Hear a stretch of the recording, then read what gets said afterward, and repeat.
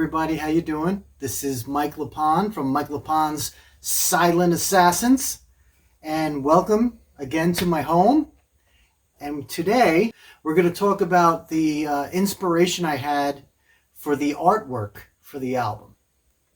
So I guess to get into that, we have to talk about the meaning behind Whore of Babylon and what that's all about. First of all, before I start, I have to give a big shout out to my artist, Melissa. She's been with me for all three of the solo albums, and she's done a fantastic job. And you could find her at Zoe Zanuck's artwork. So now, Whore of Babylon. Usually what I do when I'm thinking about a title to an album, I usually try to pick like one of the songs that has a cool title, and like what song would make, an awesome sounding album title, So I did that with the first two records. And on this one, I'm going through the songs,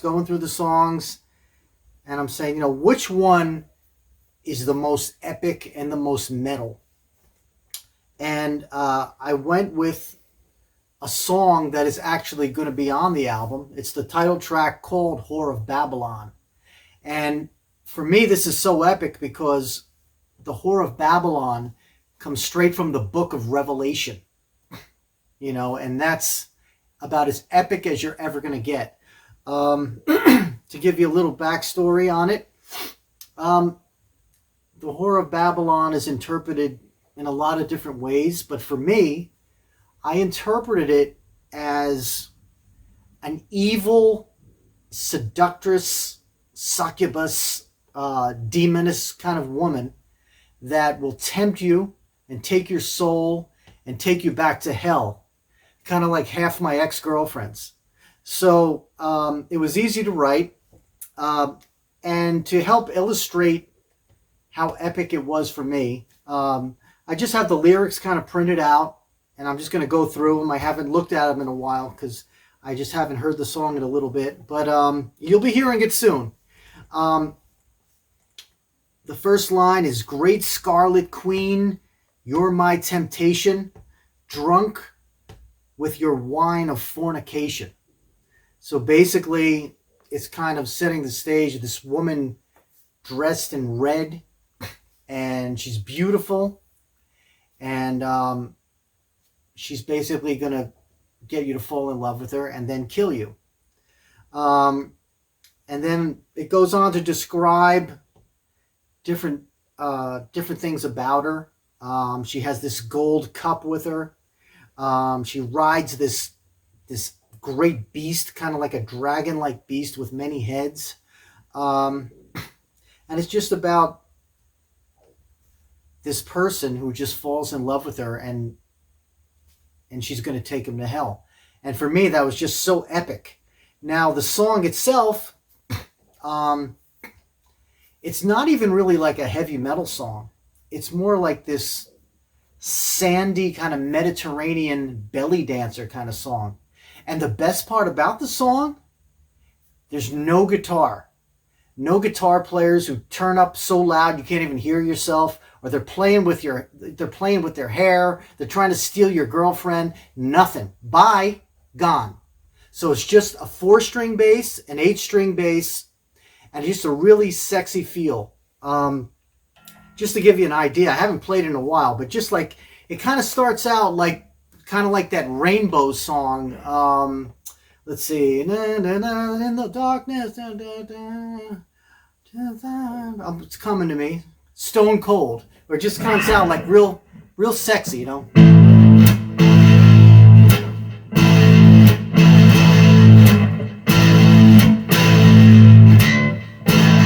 then it kind of goes into a real kind of Phrygian kind of riff.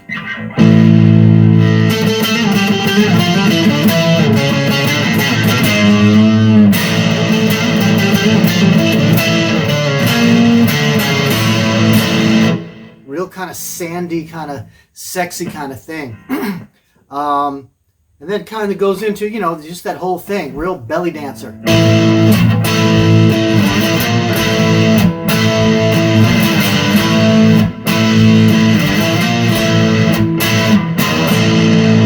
But you guys will hear that in due time. But so basically, I'm just trying to get to why I picked this as the name of the album. So it's this real sexy kind of belly dancer track, not even metal, but it's just so epic. And I think it was just perfect for the title. So basically, I had that in my head. I talked to my artist, Melissa, and I said, yeah, you know, I want to call this album Whore of Babylon, out of the Book of Revelation, something really epic and cool, you know. But, you know, I was like, I don't want to do what most bands do. And most bands, they have like fantasy artwork. And, you know, I love fantasy artwork. It's great. But I wanted something different. I wanted something that was kind of more like classic metal 1980s kind of thing. So, you know, we played around with some ideas. We wanted to get across the idea of a beautiful woman, but an evil woman at the same time. So we were trying to figure out what was the best way to approach it, you know. So then, basically, after, you know, a week or two of kind of like trying different things, we came up with this idea of half a woman's face that was really beautiful, the other half just like broken up and kind of zombie-like. And it's almost like in the background there's like this cave with a pentagram. And I was like, yeah, that's the one. That's the one I want. So we went with that idea. And we kind of went with a different color scheme than just like your basic black and, you know, different colors. And in the end, it turned out really, really cool. So at this point, the album cover is released. You can see it. But I really like it because it's kind of different. It's not what a lot of the bands are doing. It doesn't have all that fantasy artwork. It's just more kind of 80s, which is kind of what I was going for. So let's see if there's anything else I could say about it. As far as the inside, what we tried to do is just kind of go with the basic color scheme of the album. And there's really not too much to say there. We have the gold cup that she holds. That's that's another thing I forgot to explain about her. She has this thing called a gold cup of filth, and it's just like this bloody golden cup that she carries. So we put that in there.